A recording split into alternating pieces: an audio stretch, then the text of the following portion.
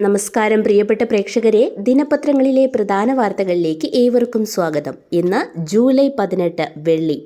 July 18 Nelson മണ്ടേലയുടെ ജന്മദിനമാണ്. വർണ്ണവിവേചനത്തിനെതിരായ പോരാട്ടത്തിന് ജീവിതം സമർപ്പിച്ച അവകാശ പോരാളിയായിരുന്നു നെൽസൺ മണ്ടേല. മുഖ്യമന്ത്രി ഉമ്മൻചാണ്ടിയുടെ 2ാം ചരമവാർഷികം ഇന്ന്. KPCC സംഘടിപ്പിക്കുന്ന അനുസ്മരണ സമ്മേളനം ഉമ്മൻചാണ്ടി സ്മൃതി സംഗമം ഇന്ന് രാവിലെ 9-ന് പുതുപ്പള്ളി സെന്റ് ജോർജ് ഓർത്തഡോക്സ് വലിയ പള്ളി ഗ്രൗണ്ടിൽ ആരംഭിക്കും. സമ്മേളനം ലോക്സഭാ പ്രതിപക്ഷ നേതാവ് രാഹുൽ ഗാന്ധി ഉദ്ഘാടനം ചെയ്യും. ഉമ്മൻചാണ്ടി ഫൗണ്ടേഷൻ നിർമ്മിച്ചു നൽകുന്ന 12 വീടുകളുടെ താക്കോൽ കൈമാറ്റവും KPCC ആരംഭിക്കുന്ന ജീവകാരുണ്യ പദ്ധതി സ്മൃതി തരംഗത്തിന്റെ ഉദ്ഘാടനവും രാഹുൽ ഗാന്ധി നിർവഹിക്കും. സ്കൂൾ ഷെഡിനു മുകളിൽ വീണ ചെരുപ്പെടുക്കാൻ കയറിയ വിദ്യാർത്ഥി ഷോക്കേറ്റ് മരിച്ചു. തേവലക്കര ബോയ്സ് ഹൈസ്കൂളിലെ 8ാം ക്ലാസ് വിദ്യാർത്ഥി മിഥുൻ മനുവാണ് മരിച്ചത്. ഇന്നലെ രാവിലെ ക്ലാസ് തുടങ്ങുന്നതിന് മുൻപ് 9:15 സംഭവം. കളിച്ചുകൊണ്ടിരിക്കെ ക്ലാസ് മുറിയോട് ചേർന്നുള്ള സൈക്കിൾ ഷെഡിനു മുകളിലേക്ക് സഹപാഠിയുടെ ചെരുപ്പ് തെറിച്ചുപോയിരുന്നു. ഇതെടുക്കാൻ ക്ലാസ്സിൽ നിന്ന് ഭിത്തിയുടെ മുകളിൽ മറ പൊളിഞ്ഞുകിടന്ന ഭാഗത്തുകൂടി മിഥുൻ ഷെഡിനു മുകളിലേക്കിറങ്ങി. ചെരുപ്പെടുക്കാൻ ശ്രമിക്കുന്നതിനിടെ കാല് തെന്നിയപ്പോൾ വീഴാതിരിക്കാൻ പിടിച്ചത് താഴ്ന്നു കിടന്ന 440 വോൾട്ട് വൈദ്യുതി ലൈനിലാണ്. ഷോക്കേറ്റ് ബോധം നഷ്ടമായി ഇതേ ലൈനിലേക്ക് കമഴ്ന്നു വീഴുകയും ചെയ്തു. KEB ഉദ്യോഗസ്ഥരെത്തി ലൈൻ ഓഫ് ചെയ്ത ശേഷം അധ്യാപകർ തടിബെഞ്ച് ഉപയോഗിച്ച് മിഥുനെ കമ്പികളിൽ നിന്നും തട്ടിമാറ്റുകയായിരുന്നു. ഉടൻ സമീപത്തെ ആരോഗ്യ കേന്ദ്രത്തിലും പിന്നീട് ശാസ്താംകോട്ട താലൂക്ക് ആശുപത്രിയിലും എത്തിച്ചെങ്കിലും രക്ഷിക്കാനായില്ല. തിരഞ്ഞെടുത്ത വന്ദേ ഭാരത് ട്രെയിനുകളിൽ ദക്ഷിണ റെയിൽവേ തത്സമയ റിസർവേഷൻ തുടങ്ങി. കേരളത്തിൽ ആലപ്പുഴ വഴിയുള്ള തിരുവനന്തപുരം മംഗളൂരു തിരുവനന്തപുരം ട്രെയിനുകളിലാണ് ഈ സൗകര്യമുള്ളത്. തെക്കുകിഴക്കൻ ഉത്തർപ്രദേശിനു മുകളിൽ തീവ്ര ന്യൂനമർദ്ദം സ്ഥിതി ചെയ്യുന്നതിനാൽ കേരളത്തിൽ 21 വരെ അതിശക്തമായ മഴയ്ക്ക് സാധ്യതയുണ്ടെന്ന് കേന്ദ്ര കാലാവസ്ഥാ വകുപ്പ് അറിയിച്ചു. KPCC മുൻ പ്രസിഡന്റും മന്ത്രിയുമായിരുന്ന CV പത്മരാജന് ഔദ്യോഗിക ബഹുമതികളോടെ നാട് വിടചൊല്ലി. പരവൂരിലെ കുടുംബവീടിനോട് ചേർന്നുള്ള സ്ഥലത്ത് വൈകിട്ട് 6-ന് മകൻ സജി പത്മരാജൻ ചിതയ്ക്ക് തീകൊളുത്തി. കക്ഷി രാഷ്ട്രീയ ഭേദമന്യേ നൂറുകണക്കിന് ആളുകൾ അന്തിമോപചാരം അർപ്പിക്കാൻ എത്തിയിരുന്നു. ജില്ലയിൽ 2 ദിവസത്തിനിടെ തെരുവ് നായ്ക്കളുടെ കടിയേറ്റത് 36 പേർക്ക്. കഴിഞ്ഞ ദിവസം ആനന്ദേശ്വരം ഇടത്തറ പ്രദേശങ്ങളിൽ 2 കുട്ടികൾ അടക്കം 10 പേരെ കടിച്ച വളർത്തുനായ്ക്ക് പേവിഷബാധ സ്ഥിരീകരിച്ചു. അനധികൃത ബോർഡുകളും കൊടികളും സ്ഥാപിക്കുന്നത് അവസാനിപ്പിക്കാൻ സർവകക്ഷി യോഗം വിളിക്കാത്തത് എന്തുകൊണ്ടാണെന്ന് ഹൈക്കോടതി.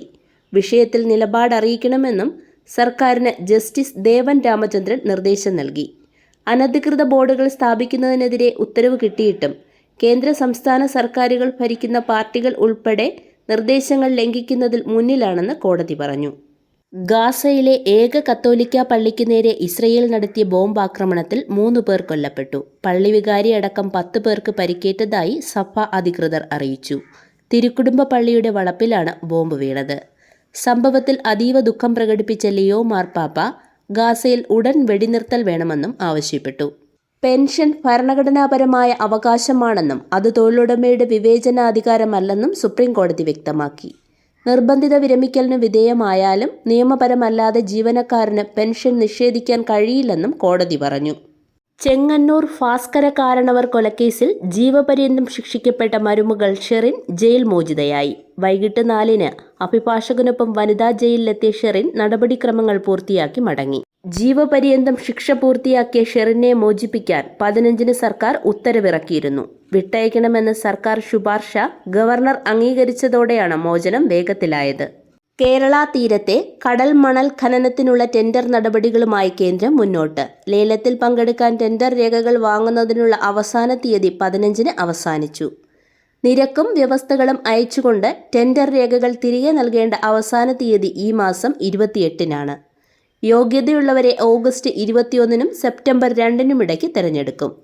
തെരഞ്ഞെടുത്ത കമ്പനിയെ സെപ്റ്റംബർ 8-നകം പ്രഖ്യാപിക്കും. കർഷകരിൽ നിന്ന് സംഭരിച്ച നെല്ലിന്റെ സബ്സിഡിയായി 100 കോടി രൂപ കൂടി ധനവകുപ്പ് അനുവദിച്ചു. നെല്ല് സംഭരണ ചുമതലയുള്ള സംസ്ഥാന സിവിൽ സപ്ലൈസ് കോർപ്പറേഷനാണ് തുക കൈമാറുക. മാർച്ച്, ഏപ്രിൽ മാസങ്ങളിൽ സംഭരിച്ച നെല്ലിന്റെ സബ്സിഡി വിതരണത്തിനാണ് ഈ തുക. തമിഴ്നാട്ടിലെ ഗവൺമെന്റ് മെഡിക്കൽ കോളേജുകളിൽ അടുത്ത അധ്യയന വർഷം മുതൽ PG മെഡിക്കൽ സീറ്റുകളുടെ എണ്ണം കൂട്ടും. 460 സീറ്റുകൾ കൂടി അനുവദിക്കുന്നതോടെ ആകെ സീറ്റുകൾ 3225 ഉയരും. ഇതോടെ സർക്കാർ മേഖലയിൽ ഏറ്റവും കൂടുതൽ സീറ്റുള്ള രണ്ടാമത്തെ സംസ്ഥാനമായി തമിഴ്നാട് മാറും. അഖിലേന്ത്യാ ഫുട്ബോൾ ഫെഡറേഷന്റെ ഭരണഘടന സംബന്ധിച്ച കേസിൽ സുപ്രീം കോടതി ഇന്നു വിധി പറയും. 2026 ഫുട്ബോൾ ലോകകപ്പിനുള്ള ഏഷ്യൻ ടീമുകൾക്കായുള്ള 4ാം റൗണ്ട് യോഗ്യതാ മത്സരങ്ങൾക്ക് ഒക്ടോബറിൽ ഖത്തറും സൗദി അറേബ്യയും ആതിഥേയത്വം വഹിക്കും. ഇതോടെ ഇന്നത്തെ ദിനപത്രങ്ങളിലെ പ്രധാന വാർത്തകൾ സമാപിക്കുന്നു. നന്ദി, നമസ്കാരം.